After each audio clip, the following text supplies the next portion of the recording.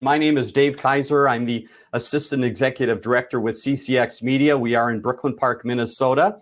And really what I'm presenting next 15 minutes is a case study on our organization and some of the things we've done to help local cities communicate.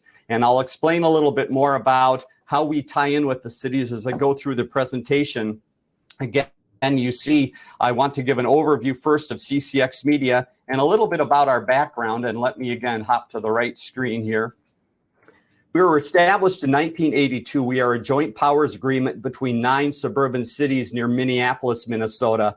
Our area has about 350,000 in population. So again, we were set up by 9 cities in our local area that came together and said, communicating to the public is very important. And when cable TV came into this area back in the 80s, they said, cable TV can help us communicate to residents. Let's see how we can make that happen. And also, we are a nonprofit corporation as well. So really 2 parts to our organization.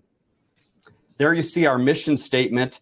Again, we are funded by our cable franchise fees in the local area. Our industry is changing, so our mission statement has changed a little bit here recently. Working with our associates above all else, as you see in the middle, that is very important. And those associates, in our case, really equal our local cities. And our key is to engage residents. We want people to be engaged. We want them to have information so they can become more engaged, more involved residents, more informed residents. And that is really what the cities in our area want. CCX Media, again, stands for Connected Community Experience. And we have 4 main key areas that we work in. And those are news, sports, cities, and create, as you see along the top. Those are our pillars of service to our 9 communities. And I'll explain a little bit more by working through our website, which is what you see on the main part of the screen. First, on the left-hand side, a little bit about our news operation. We have a hyper-local news operation that is a combined effort of the 9 local cities. We have a staff of about 7-8 people that work with our news operation. We also cover the area school districts we have on a regular basis. And really, it is the main place that local residents go for local information.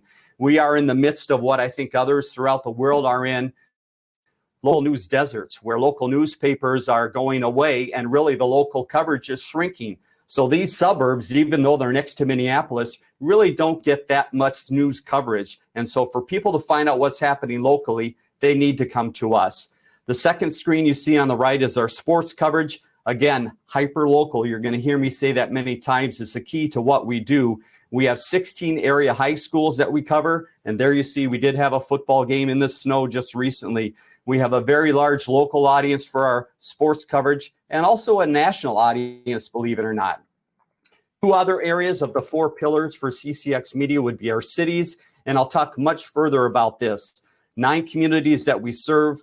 Our key in this area is to produce videos for our area cities, professional staff that put those cities programming together. I'll have more specifics again in just a minute about how that programming comes together and how it's disseminated. The last box you see is create. And for us, that is the term we use for public access, which most people might be familiar with. We offer free training, free equipment, free channel time for area residents, a way for them to communicate.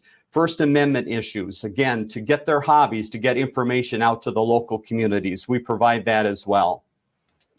So let me talk a little bit more about our city video process and helping cities communicate in our area. This is an ongoing process we have with our 9 cities.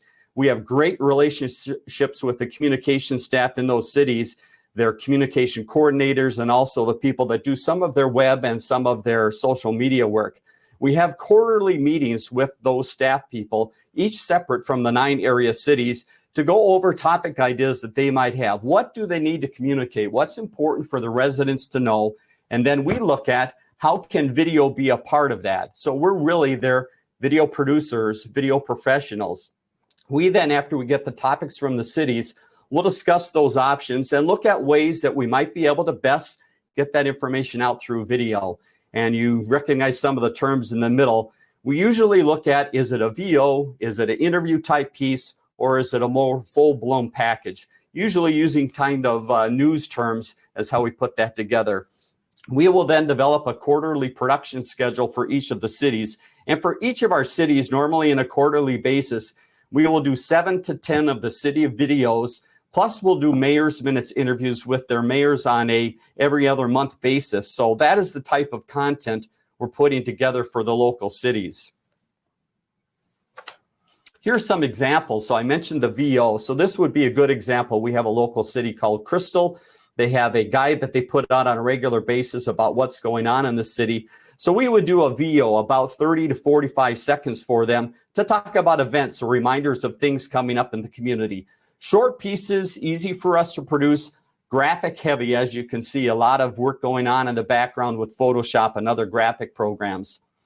This would be an example of an interview type segment, a little bit longer, maybe in the 45 seconds to a minute and a half in length. A lot of times this would be about services. One of the things our cities do here on a regular basis in fall is street sweeping. So there you see the sweeper out. Again, we talk about new programs, something that needs a little more explanation that a voiceover really wouldn't get the details across. And again, these involve interviews with city staff or possibly with residents.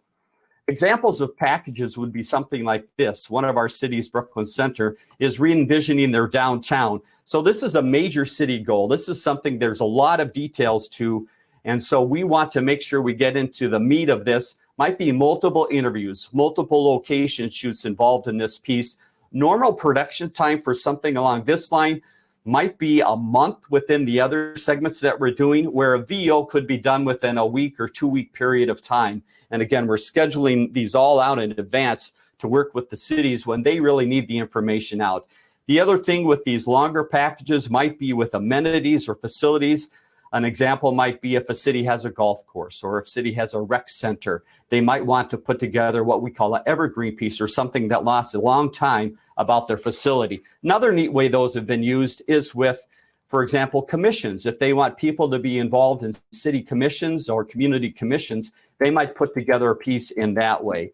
So that's a little bit about the production end of the city video work that we do. Now I want to move ahead to the distribution, which is really just as important as the production, because we can produce beautiful pieces, but if no one sees them, what's the use of producing those pieces? So we have a full effort of getting that information out. First, for our end, for CCX Media, we have a channel 799 and 12 at simulcast, where the connection program includes all of these city pieces on a daily basis. We also used our website, social media, and we have an e-subscribe and email list to get information out. This is an example of the channels that we serve here or present in the area. On that left-hand side where you see the red box, the top screen is local sports coverage. That is our CCX1 or channel 799. At this point, it is a shared channel with our news, sports, and city information, which helps the cities as well because they know they're getting a good audience because people are tuning in for our news program and also our sports programming, and then they are bumping into city content as well. So all combined on one channel. For our website, this is our city's homepage on our website. So earlier you saw the main homepage. This is the city's homepage. So if people drill down a little bit further and hit that tab on the top of the screen, they will go into the city pages, and this is where all of our city information is combined. So you can see multiple of our 9 cities listed here. This will include those short city videos, the VOs, interviews, packages, also the Mayor's Minutes programs, and also special programs that we produce for the cities. One of the neat features that we have on our site is through our website, ccxmedia.org. If I say live in the city of Maple Grove in the middle of the screen here, I can go and I can click on my own city, Maple Grove. And what that's going to do is jump me to a page that has very city-specific information. So again, hyper-local content. And you think of hyper-local with the 9 cities. This is even more hyper-local with 1 city at a time. So if I'm in Maple Grove, I can click on that tab and I'm going to see information just from my city, things that affect my city. And so the cities do a very good job of helping us promote this to get further information out. Lower on those city pages, you'll see some of the specific connection program that I mentioned, and those city videos would all be there in one spot. So separate from the news, just the city information, and the mayor's minutes and more updates that I do on a regular basis, interviewing all of our local mayors. So again, the mayors have great information to communicate. We use that for more of the issue or heavier topic type of information. whereas the shorter pieces often would be more of the event updates or programs, services that the city would offer. Another great way we help the cities communicate is through our e-subscribe or email connection. So believe it or not, email is still very powerful here in this area. A lot of people will sign up for this e-subscribe. And again, I can sign up specifically. In this case, it's for the city of Brooklyn Park, one of our local cities. So if I'm a resident of Brooklyn Park, I can sign up, and on a daily basis, I'll get some type of update if there's content from my city. But very importantly, and what we see a lot of traffic is this: on a weekly basis, people will get an update of stories. Any story that we did that had a Brooklyn Park emphasis to it, they will get a link that shows all of those. And you see all of these are hyperlinks, so I can click on any of these and hop right to that story on the CCX Media website. That's the CCX distribution. Now let's hop over to the city distribution, a little bit about how we work with the cities, because we can't push the information just ourselves in this, and the cities want to be partners in this and get the information out. They have their own channels, they have their own websites, obviously, and they do a great job in our area with social media. Back to that full screen you see on the lower right side, the 9 local cities. So each city in our area can communicate directly over their channel 16 to their own residents. It is set up by their boundaries of the city. The cities also do a great job with their websites, as I mentioned. And this is an example of the city of Maple Grove's website. I mentioned it earlier. But if you take a close look at that red circle down in the lower right, you just happen to see the CCX Maple Grove logo there. So this is a direct link back to our website and that Maple Grove page. And we have worked cooperatively with all of our cities to have that link placed on their website. So there's also always a video connection to content on those cities' websites. Drilling further down, one of the big things we do with the cities is social media. And so this, as you see, is a Facebook post, but it is a video post. And if you look at the text, it is a CCX Media feature. So our local cities do a wonderful job of sharing all of these videos, or most of the videos we do. It's up to their call, out to their residents via their own Facebook pages. Here's how it works. We have set up an agreement with all of the cities where on the back end, we are able to go into their Facebook page, load the videos to their Facebook pages, and set them up as a draft. Then the cities can make that choice of when they would like to send that information out. They then activate it, write content that's in their city language, and can schedule it at the time they would like it to go out. Here's another example of a report we do with one of the cities. This is called the Maple Grove Report. Regular update we do with the city manager. It's about a half hour, a recap of the council meeting, and also a look of things happening around the city. But again, it plays on our channels. But more importantly than that, quite obviously, is that it goes through the city Facebook page and the city website to get that information out. Also, Twitter, I will mention quickly here. The cities have Twitter handles as well. This is an example of the city of Maple Grove's Twitter. You can see right here, this is a CCX Media video that they, again, are sending out on our behalf to inform residents about a sale at their community center. Other city content that we work with in the last minute here: city meetings, election coverage, community conversations with some of the civil unrest that's been going on, and history series. I'll quickly step through these. Obviously, we've had to do virtual things with our cities, with council meetings. Here's an example of one of our local cities with a virtual meeting. We also have a Granicus connection where they can go in and they can review the meetings on video on demand as well. Local vote, very important for us here recently with the election just passing. We did end-to-end local coverage, not only ahead of it with candidate profiles, candidate forms, but also election results, as you see.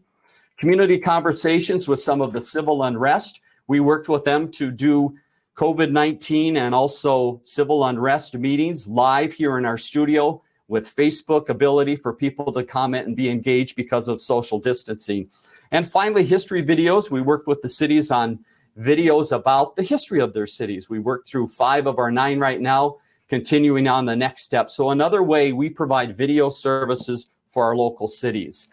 There is my contact information if you have any questions or need more information about the services we provide, or I would encourage you again to visit our website, ccxmedia.org, to see a little bit about what our organization does and really see about the 9 cities that we serve and how we are helping cities communicate through video. So that is my presentation. I will hand it over to Dana now for a little more of a look at some of the other cases of local media here in our area and throughout the country. So what do these 2 individuals have in common? RuPaul and Sanders. Maybe they've attended dinner parties together. Maybe they shop at the same grocery store. I'm not sure. But back in the 80s and 90s, these 2 individuals had cable access television shows. So cable access, also known as community media, is a non-commercialized mass media where the general public can create content about anything they want. Think YouTube pre-YouTube.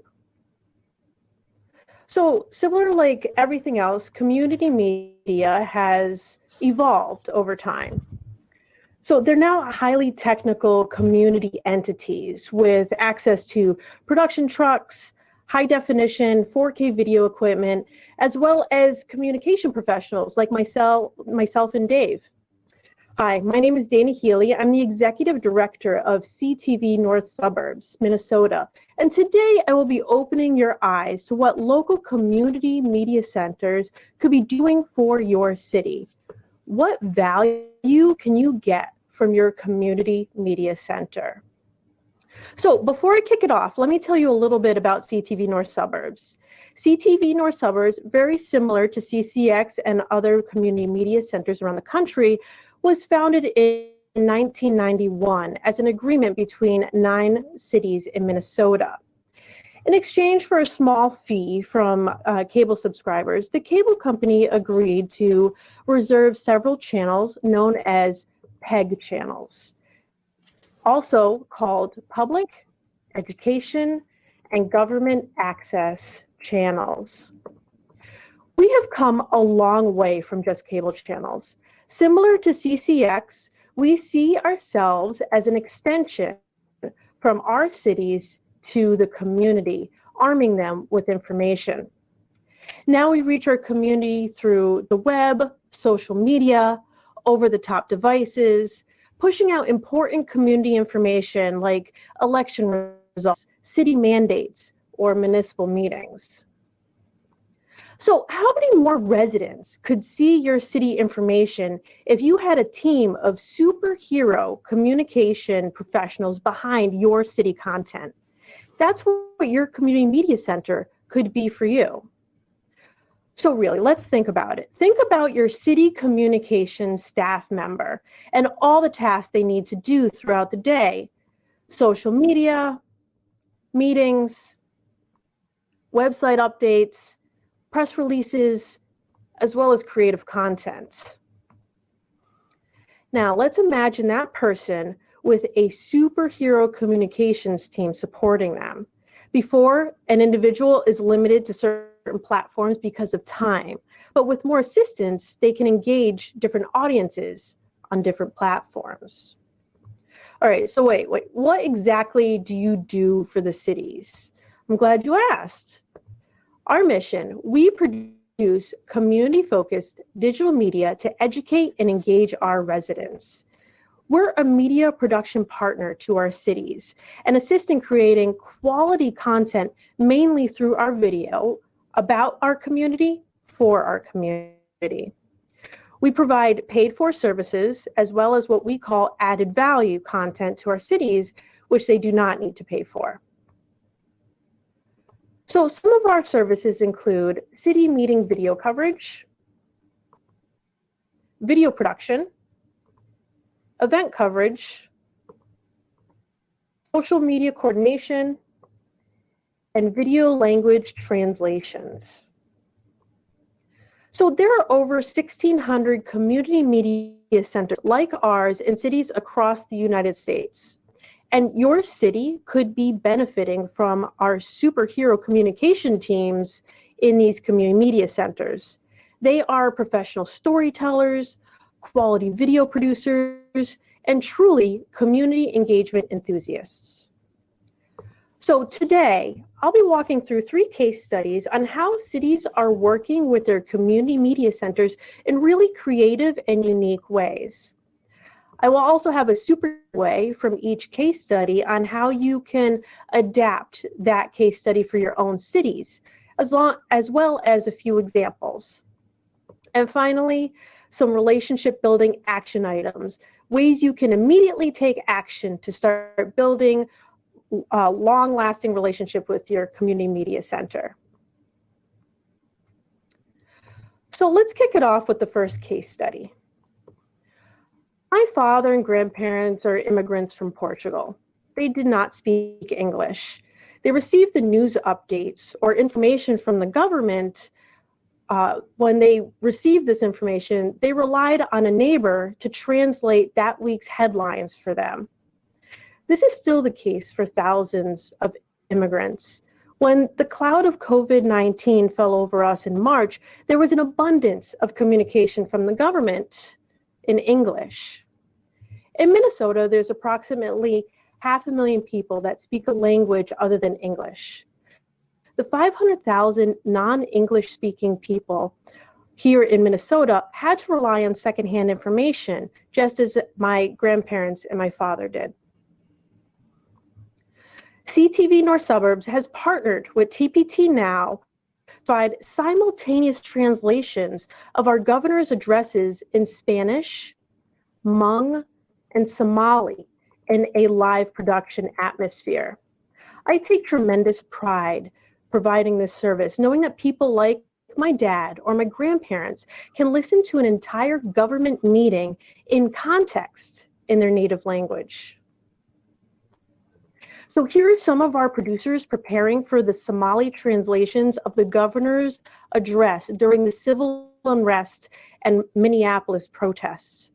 Also here is our Spanish language translator, Leo Espinoza, who is also part of the TPT Now team.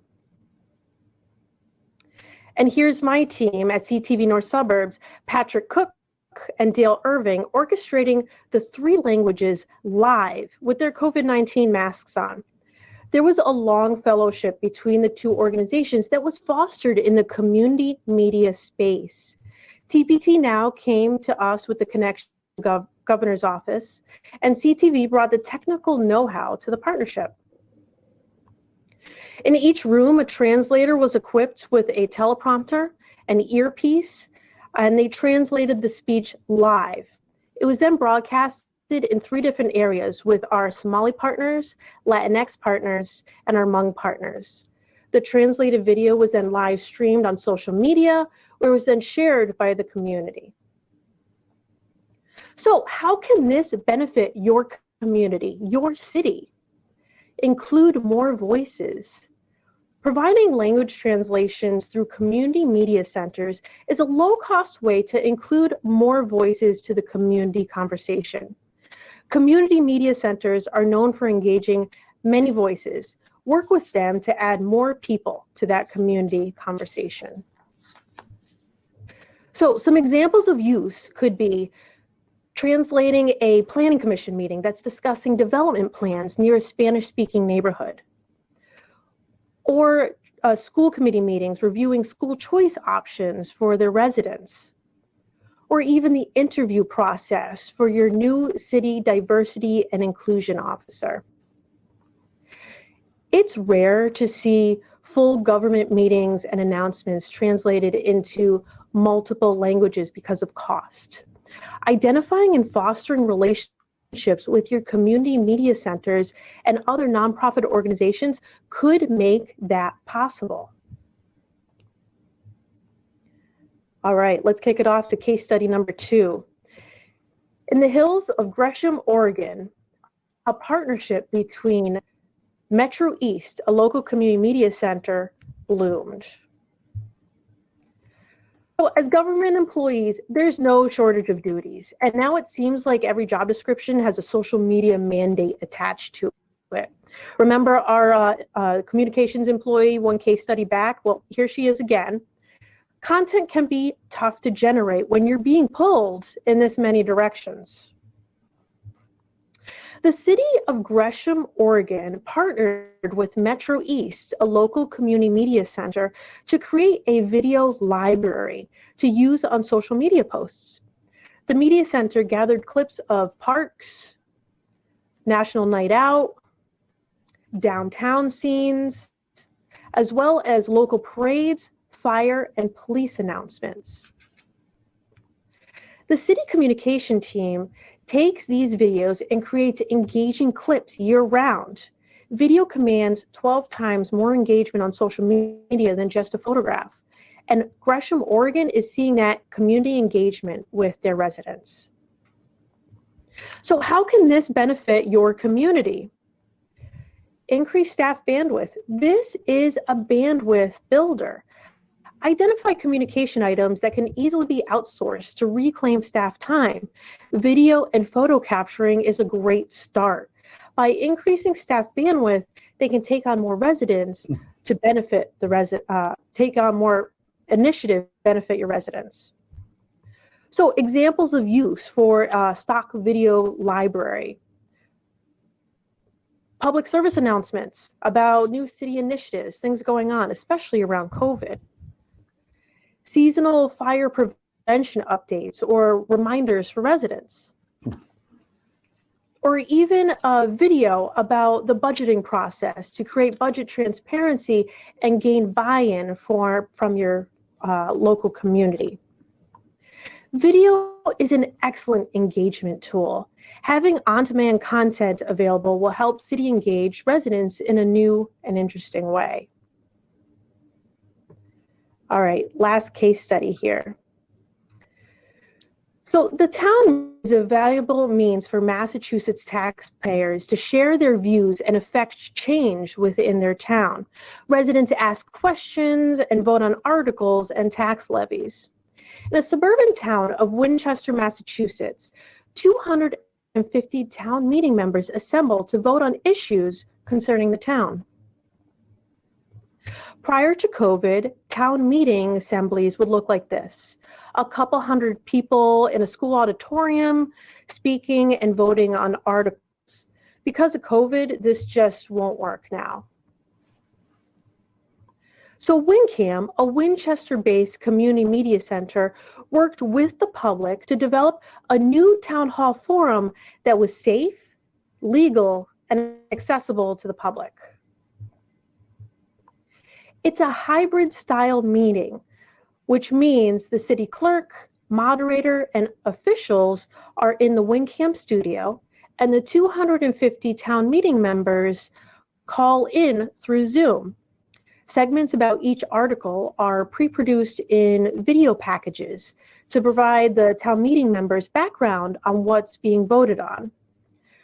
Additional to the production and pre-made videos, the Winchester team supplied a phone line for town members to call in if they needed help troubleshooting their devices, access the meeting, or with general questions. So how can this benefit your community?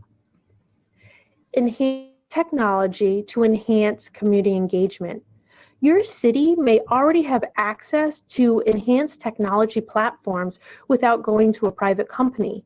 Your local community media centers are already experts at city meeting coverage. Reach out to them about your Zoom incorporations and different community engagement opportunities. So, what are some examples of use for the Zoom platform in a public forum? Of course, your city council meetings, town hall forums for community engagement, or even school leadership listening sessions. Any group event that requires community engagement can be translated to a Zoom atmosphere. Just look where we are right now. Engaging with communication professionals will also make the content fun to watch. So, how can you start a relationship with your community media center? First thing you need to know is look up your local community center. Here's a screenshot you can take of a website to check out your local community media center and other public access centers within the United States. What do you need? Identify identify what you as a city value and need. What would truly benefit you? Set up a discovery meeting. I'd encourage you to connect with the executive director. They are typically the decision makers around services and things that they can do for the community. Identify a starter project or synergies that's beneficial to the city and the community. Now, it's important to remember that community media centers are nonprofits, mission-driven. So whatever content that they create has to align with their mission. Again, my name is Dana Healy. I'd encourage everybody to actively reach out to your community media center. And if you have any questions for myself or Dave, we'd be happy to chat on social media or wherever you'd like to connect with us. Thank you.